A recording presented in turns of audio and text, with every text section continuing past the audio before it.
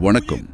இன்றைக்கு நாம ஒரு ரொம்ப ஆழமான கேள்விக்கு விடை தேட போறோம்.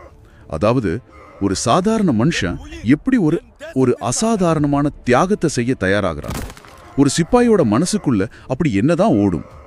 இந்த கேள்விகளெல்லாம் மனசுல வச்சுக்கிட்டு கவிஞர் உன்னவன் எழுதின தோட்டாவை தாங்கும் தோழர்கள் அப்படிங்கிற ஒரு கவிதையை நாம கொஞ்சம் ஆழமா பார்க்கலாம். இது வெறும் தேசபக்தியை பத்தி மட்டும் பேசல, அதுக்குள்ள இருக்கிற அந்த உளவியல, அந்த மன உறுதிய நமக்கு காட்டுது. ஆமா, நாம அடிக்கடி தியாகம், கடமை, வீரம்னு பெரிய பெரிய வார்த்தைகளை பயன்படுத்துறோம். ஆனா அந்த வார்த்தைகளுக்கு பின்னாடி இருக்கிற ஒரு தனி மனுஷனோட உணர்வுகள் என்ன, அவனோட தேர்வுகள், மன போராட்டங்கள், அதையெல்லாம் பத்தி நம்ம யோசிக்கிறோமா?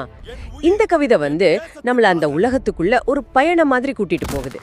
தலைப்பே பாருங்க, தோட்டாவை தாங்கும் தோழர்கள். அது ஒரு செயலை மட்டும் சொல்லல, அந்த செயலை செய்யறதுக்கு தேவையான மனநிலையும் குறிக்குது. கரெக்ட். வாங்க முதல் பந்தியிலிருந்தே ஆரம்பிக்கலாம். கவிஞர் சொல்றாரு, காடு இல்லை, மலை இல்லை, பயம் இல்லை, பாரம் இல்லை. சரி, இதெல்லாம் இல்லைன்னு சொல்லிட்டாரு. ஆனா அந்த கடைசி வரி தான் என்ன பிடிச்சு உழுக்குச்சு. இதயம் உண்டு, அதுவும் இரும்பில் உண்டு.